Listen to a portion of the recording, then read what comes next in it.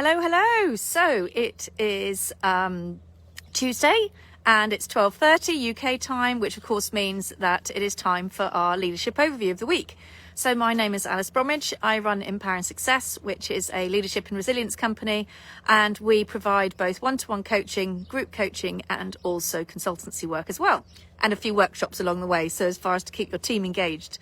So one of the areas that's been really fascinating, because we've just we're on our final day of doing a kind of recce. So a recce is, which one of the amazing ladies in the group asked me the other day, what is a recce? So a recce essentially is where you go and do reconnaissance. It's where you go and have a look at either a place or a person or an activity to go and see, is it something you want to do in the future? So Empowering Success and myself, we run resilience retreats, and we've taken people up to the Arctic to go and swim with orcas, South Africa to be able to go and do some training with a female anti-poaching unit, the Black Mambas down there. So we've got the opportunity to take you down to go and walk with wild lions and go out in the bush with them. We've been out to Jordan to be able to take you out into Wadi Rum and be able to stay out in the desert and really beautiful places where the Bedouin can take us out. And because currently I'm staying up in Scotland, I thought that from that aspect, as I've been in Scotland for the whole of lockdown, the place I should really try and bring you should be to somewhere inside our own shores. So this is Skye, beautiful Skye here, not just the sky up there, but Skye, Skye as far as off the west coast of Scotland. And you've got Rathsay, which is the island behind me. And we've been out to the Outer Hebrides, and essentially this week has been all about exploring other locations for you to be able to do your clearance of your mind, to do your business development, to do your business strategy. And that's what I run the resilience retreats for, is to help you, give you some brain space so that you can literally look out onto a beautiful vista like this and just be able to clear your head. And similarly, so this is a little hotel we're just quickly having a look at now, an old hunting lodge. So it's also about finding really beautiful, peaceful, private locations where you even get to have your own company if you want it, some chickens over there. Peaceful locations where you can get some headspace and be able to, like I say, be able to clear the mind, do your strategy development, have one-to-one coaching with myself, be looked after by the team. And so today's piece that I wanted to talk about leadership is all about the service you offer, because how we lead and the environment that we create will completely determine on how also our customer will feel. And if you're wanting somebody to be someone who returns, or that is going to be someone who is a really loyal customer to you, and I had a fascinating term last week during the Horizons event, which was from some private office investors. And the private family offices obviously are all about looking after the investments for a particular family or business. Here we go, we've got the little chickens that come to say hello. They're obviously interested in family offices investing too. And what was interesting is they had a term called sticky money. And sticky money was the idea that once you've built up that relationship, is that it sticks. So your relationship sticks. And therefore you'll invest with each other into the future, you will trust each other, you'll work through thick and thin. And so the idea of the sticky money was that whilst it might be a little bit sticky to try and get into, or it might take a little while to settle into that arena, is actually you stick by each other side by side along the way. And that for me is exactly what I look for in every business that we work with. So as business leaders, business owners, hi Diana, you know, the piece which I think is really critical here is we look at what's our USP. So there's over 8 billion people on this planet, but there's only one of you. There's only one of what you can do. Each one of us has got a very individual mind. We've got an individual way of doing things. And one of the challenges I think as leaders, especially as we grow our own businesses, is that quite often people will buy into you. And so the service that you create is absolutely imperative. It has to be spot on. Because you guys will have seen maybe on some of my more private feed over the last few days, is I've been having a roller coaster of a time coming out to the Outer Hebrides, coming back into Skye. The different businesses has been fantastic to see, but my goodness, what a variety. Some people absolutely dedicated to client service, opening the doors, saying hello, being very kind, even with all the COVID restrictions, masks on, being very respectful and polite when they're reminding you to put your masks up, etc., etc. Dog ran into the restaurant of where we were staying last night, and the waiter, bless him, picked the dog up, brought him back outside and said he's managed to get in. This little furry one wants to come and find you. But he did it in such a polite and kind manner that, we left hopefully a generous tip and have come away with a really positive experience. In contrast, the night before, and I hasten to add what's also been interesting here is I look at various different locations for where to bring you. And the first night we did an Airbnb, immaculate service, amazing. So this doesn't make a difference about what you've paid either. It's about the attitude of the person. It's about your attitude to how you want to serve people, about how you want to look after them, and are you giving them the best possible value service that you can.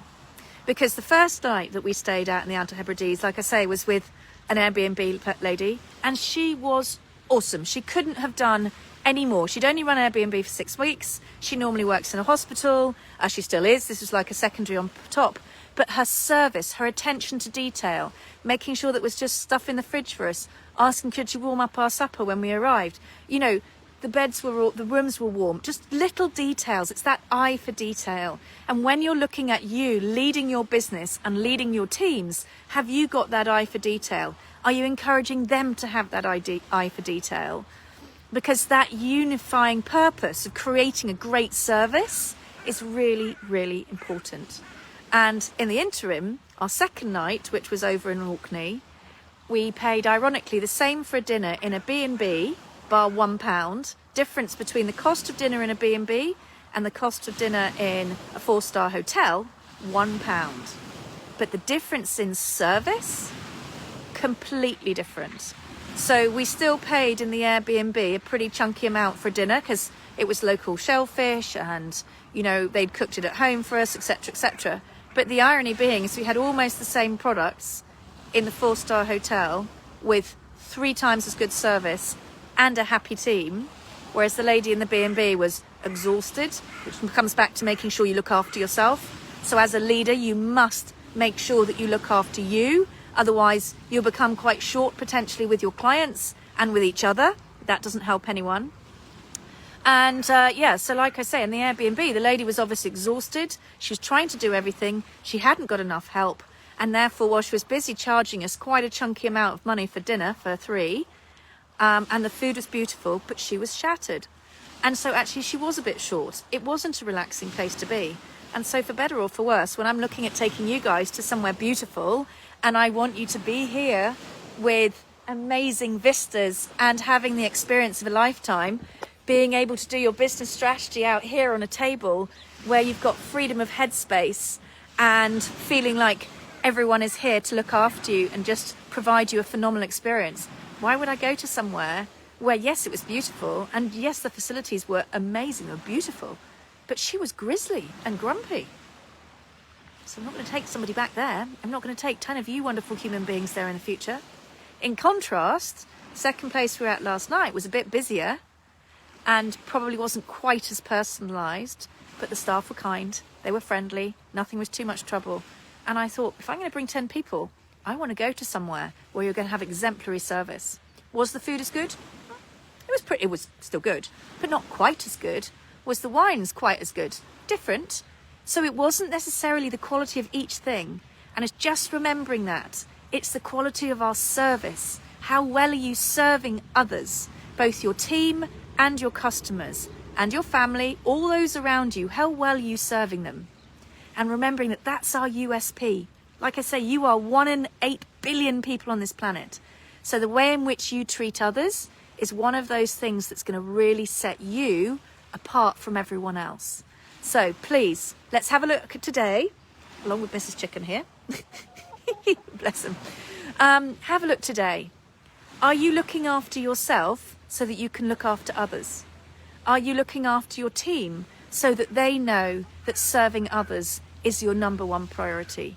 Are you looking at the service that you're creating with the products that you're selling, the way in which they're being delivered, the way in which that customer care is being given? Those are the things that people will pay for. and therefore you will also be remunerated for your effort, because on the premise of happy money, we pay where we feel we've been served. And happy money is the idea that we hand over and say thank you. So as I paid for our dinner this morning, I just said thank you so much. It's been an amazing stay and I can't wait to come back. When I paid for the bill yesterday, I felt unhappy, I felt discombobulated, and I felt like I was really, really disappointed because we'd looked forward to it for a month. But the lady didn't know, none of the locations ever know I'm doing recce's. So that's the other thing. Never, never, never underestimate what a scruffy person, a pair of Wellington boots and a big woolly pulley might well be doing next to your doorstep. So on that happy note, have a wonderful, wonderful day wherever you are in the world. And from beautiful Skye, we're just finishing for the day now and on our way back to the East Coast. And yeah, just the passion-based businesses here. There is really, in fact, even this one here, run by a Yorkshireman.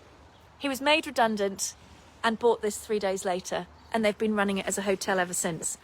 Every person up here has got an amazing, inspirational story about how they started their business, how they've just developed it over time. And all of the ones we've been into, where we've supported, and I will absolutely go back, have been passion-based businesses, led with passion and with a huge smile. So let's do that for each other, and let's work and see how can we ensure that happiness and those positivity aspects of our business are being brought out every day, and how can we bring a smile to each of our own customers' client bases. And yeah, so if you want to have a chat about being able to develop better team spirit within your teams, being able to explore how to really ensure that you're giving great return of investment for other people working with you. And I hope that, if you ever come work with us, and we'd love to work with all sorts of different shapes and sizes of businesses we always enjoy working with. I hope you'll always get phenomenal, return on investment from us. And for me, quality service has got to be number one priority. And yeah, so like I say, if you are looking for how to expand, how to grow without losing that personal touch, how to run a high trust, high output team, but with a big smile on their face and still happy, then you know where to come. And if you fancy coming on a resilience retreat to the beautiful west of Scotland, watch this space, because we're looking for spring of 21. Drop a note below. Would you like to come to the west of Scotland? And then I can make sure we send you some details. Ciao for now.